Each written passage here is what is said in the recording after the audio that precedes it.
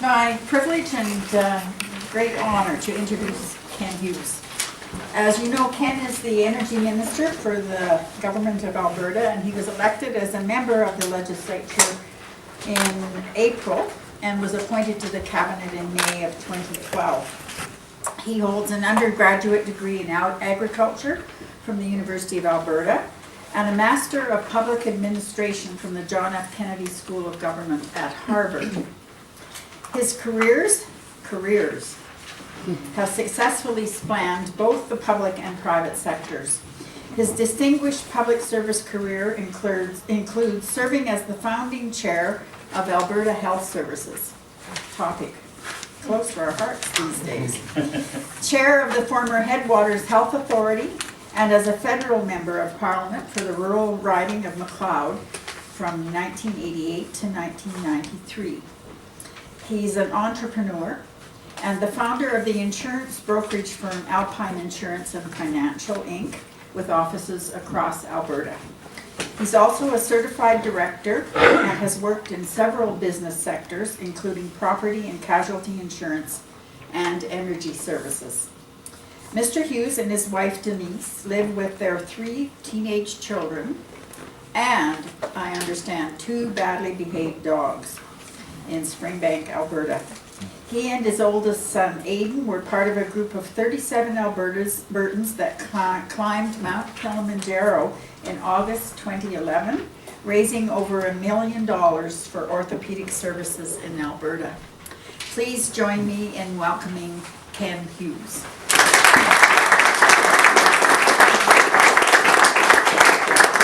Thank you very much, Elaine. And as I look around here, I'm delighted to see many faces of friends that I have known for some for many years and some for less than many years. And I'm delighted to be here. And Brian and team, thank you very much for inviting me to participate here. I'm delighted to. And particularly the format where I can say a few things and then we can have, thank you for warming everybody up, Richard, getting people thinking about critical questions they can ask. I notice he's sitting by the door. I'm learning fast. Anyway, thank you all very much for joining us here today, for giving me the chance to speak. I'd like to just make a few comments about where we are in Alberta today in a global context, and then welcome questions about anything you care to talk about today. We are easily amongst the most fortunate people in the world. For a small population of less than 4 million people, we are also, as Albertans, owners of the 3rd largest oil reserves in the world, 3rd behind Saudi Arabia and Venezuela. That actually puts us in a very unusual circumstance. And when you look around the world, most oil reserves in the world, 80% of them are owned by state-owned oil companies. So there's actually only 20% of the world oil reserves in which people can invest to develop them. And of that 20%, half of them are here in Alberta. So that tells you why the whole world is coming to our door, because like half of the investable opportunities in the world in oil assets of the scale that we have in Alberta are located right here in Alberta. And so that puts us in a pretty interesting spot. That's why China is here. I just gave a speech at lunch. It was interesting. Jason Lewan, MLA from Northwest Calgary, approached me maybe a couple months ago. He said, can we have a lunch with like 20 or 30 people, leaders amongst the entrepreneurial and professional group, people who are of Chinese background and who are here in Calgary, and we can kind of reach out and get to know them a bit. Jason started to organize this, and overnight it turned into 470 people that I just spoke to at lunch today. 470 people working with Chinese investors or oil companies or suppliers who are actually living in Calgary today. This is like a phenomenon, and it speaks to the international nature of our community that's going on around us, and we know what's going on, but we don't see it. It doesn't sort of hit you so dramatically as it in the face as that sort of experience said, where it mushroomed from 20 people to 500 in a heartbeat. And they had to turn away 100 people in the last 2 days. So there's a lot of people here, and they're here because they see opportunities to work with us. They're here because they see this as a good place to invest. We have a very stable government. We have a very stable regulatory regime. We have some of the best practices in the world. We have access to technology that is comparable to anywhere in the world between the American and the Canadian service industries and the oil and gas business. We're leading the world in creating value and exploiting resources in this industry. So that's something that's pretty interesting to see. And sort of, so as we look around the world, we say, what are the opportunities that are important to us as Albertans? Because we had to sit back over the last year and say to ourselves, well, you know, there's many ways to approach this, but what's really important? What's really important is that we are clear about what is Alberta's interest. Alberta's interest isn't the same as the interest of any one oil and gas company or any one industry. It's not the same as Imperial Oil. They have different interests. Our interest is every barrel of oil we sell down the road, we want to get the optimum, the best price we can for that barrel of oil, because we'll never see it again.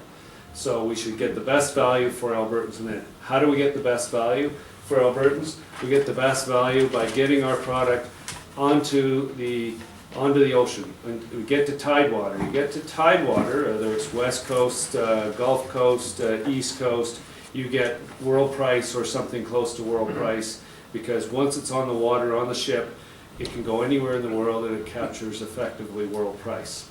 And so our interest is get to Tidewater as quick as we can, however we can, because historically we've been exceedingly well served by the American market. But what has happened is the technology has been so dramatically, has developed so dramatically differently and with such success that we have the growing capacity of America to look after its own oil and gas needs. In Canada, we're increasing production as well.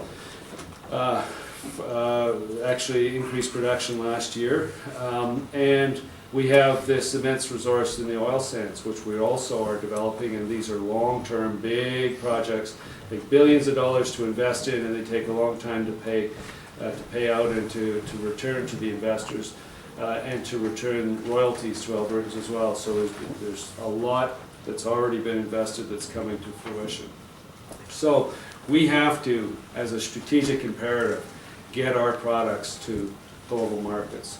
There's pipelines, and actually what's really interesting is how when we had over the winter at one point, there was, just when we were starting in the cabinet to think about how we're going to set up the budget for the next year in December, the differential, the price. So here's how oil prices work for those of you who aren't in the business. You got Brent price tends to be the high global price set by and large in the North Sea with Brent crude.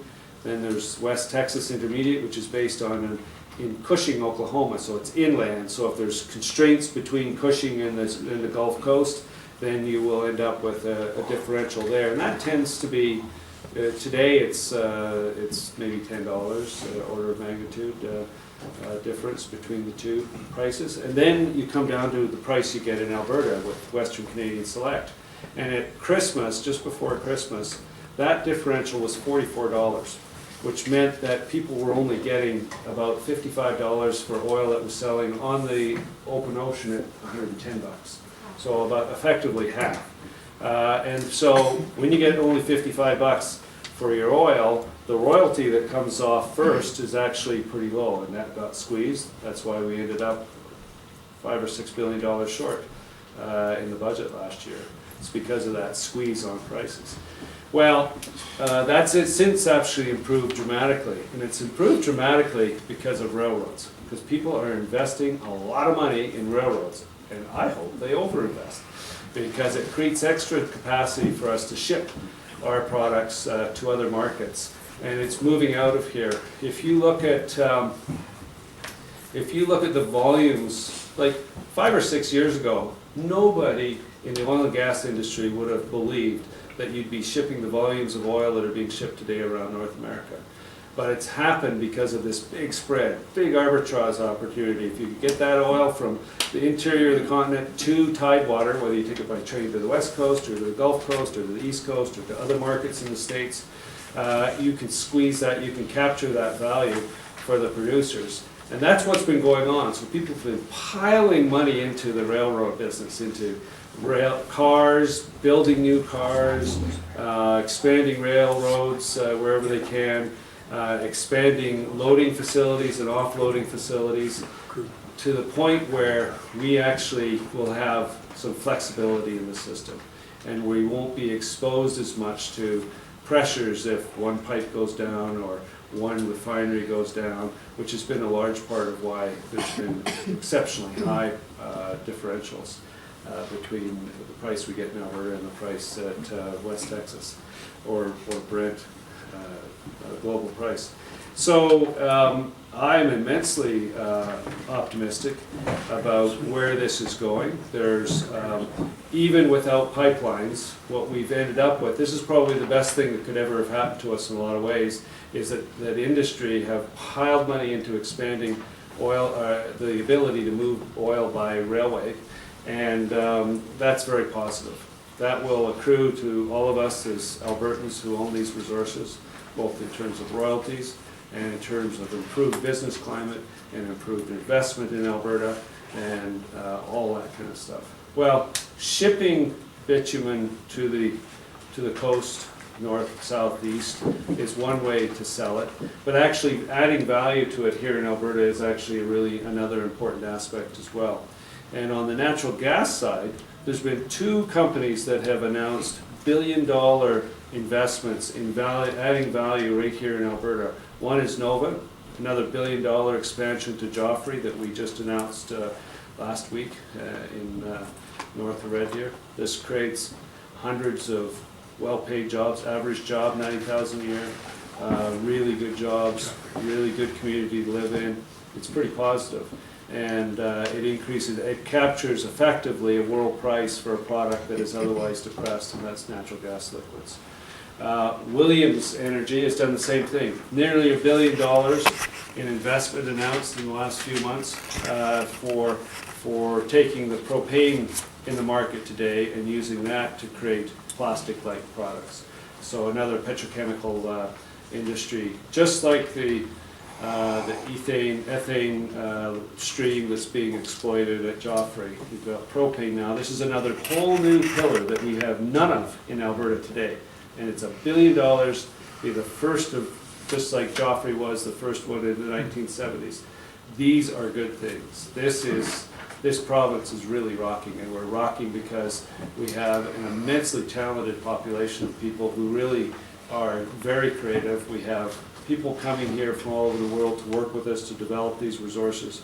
It's creating immense value for all of us as Albertans and as Canadians. So all of that is good. Let me speak for a moment about how we're handling the province of Alberta under the leadership of Premier Alison Redford. We have been through an experience over recent months that has brought the cabinet together as a team like nothing you've ever seen before. This is a very tight group that has, you know, when you have an increase in the budget by 4.3%. But instead, we said, no, we're going to actually be more careful than that. We're going to increase the budget for operating expenses by 0. Which means everybody has to focus on what's really important. It's like any time you do in your own household, running the business, if stuff doesn't work out the way you thought it was going to work out, you don't have quite as much cash as you thought you were going to have, we've all been through that probably, then you actually start prioritizing. What's really, really important? What's the next thing that's really, really important? What's the next thing? And what's like, yeah, maybe we can do that next year or another year when we have more resources. So that's what we've been through over the last few months, and you know, under the leadership of Premier Redford, we secured a almost unprecedented agreement with the teachers. where we were able to establish a compensation of 0% increase for each of 3 years in a row.